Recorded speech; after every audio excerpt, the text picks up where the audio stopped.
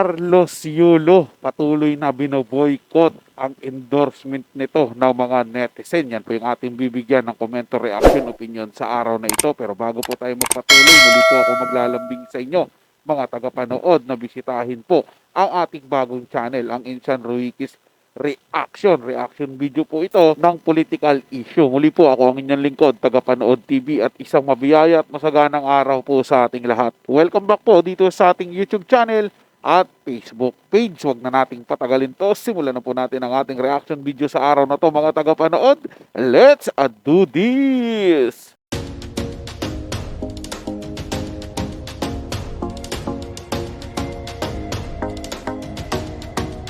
Hindi maikakaila na napakarami talaga ang nawala kay Carlos Yulo, especially the endorsement, kung saan ay napakarami sana nakukuha sa kanya dahil sa karangalan na ibinigay niya sa Pilipinas. Ayon nga sa marami, congratulations Carlos, hindi matatawaran ang nagawa mong parangal para sa bansa. Pero full package sana ito kung naging maayos kayo ng pamilya. Yes, may nagawa ang nanay mo, pero sana daw ay hindi niya tinumbasan ito ng sumbat. Bagkus niyakap niya ito at sinabing, "Ma, nandito na tayo, ang ating pangarap ay nakamit na natin." Pero dahil nga sa pag-ibig, yan ang tinitignan ng mga netizen, ay tila nabalikwas ang puso ng magaling na atleta. Anyway, narito nga muli ang say ng mga netizen kung paano susuportahan ang ilan dahil sa isa. Dahil nga kinuhang ambassador ng isang bangko, netizens binoycott ang blank na bangkong ito dahil sa pagiging ambassador ni Carlos Yulo. BPI at BDO na lang secured pa, hahaha, I need to close my account doon sa nasabi nga pong bangko na kinuha si Carlos as ambassador. Need to close my 3 accounts sa black, kulang sa code of ethics. Dito, BDO and BPI stays. Ayon kasi sa ilang netizen, tila hinahamon daw ng bangkong ito matapos kuning ambassador si Carlos Yulo ang mga netizen. Kung matatandaan nyo, isang kumpanya ang nagbutuhan kung kukunin bang endorser si Carlos, pero 2/3 majority ang bumoto, kaya naman hindi natuloy na kuning endorser ito.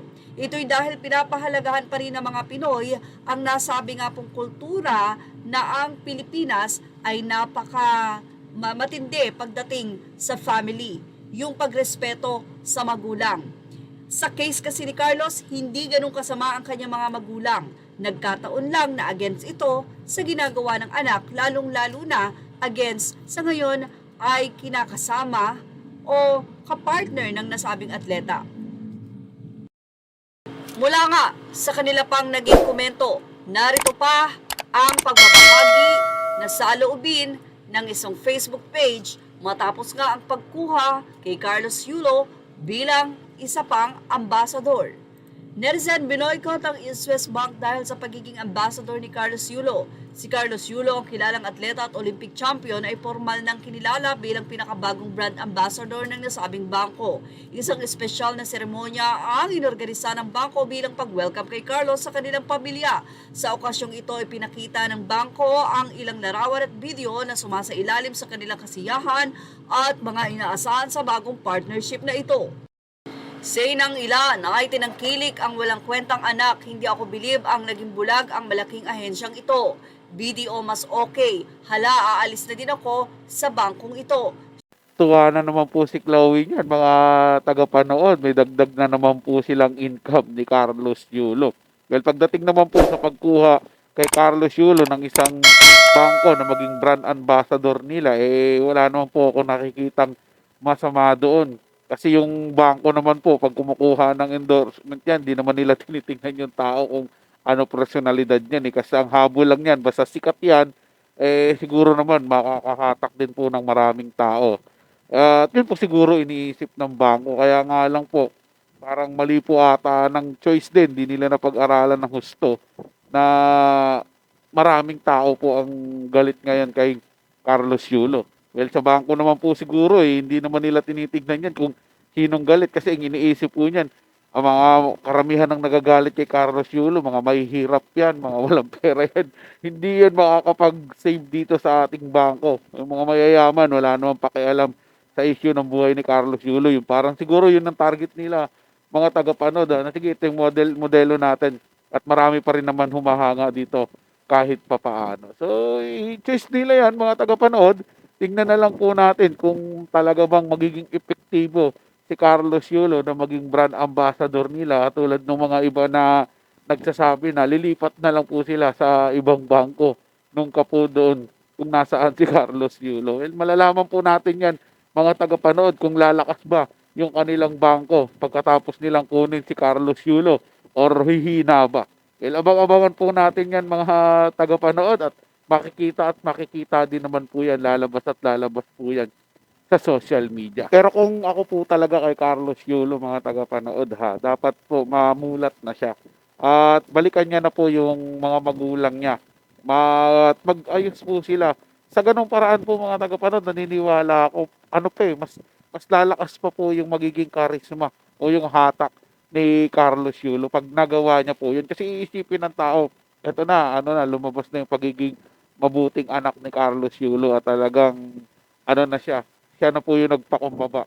Siya na po yung lumapit sa magulang niya para po magkaayos sila. Well, syempre, pag niya rin po, dapat ang gawin niya is kausapin niya po si Chloe San Jose. Total, siya naman matanda sa kanilang dalawa, di ba?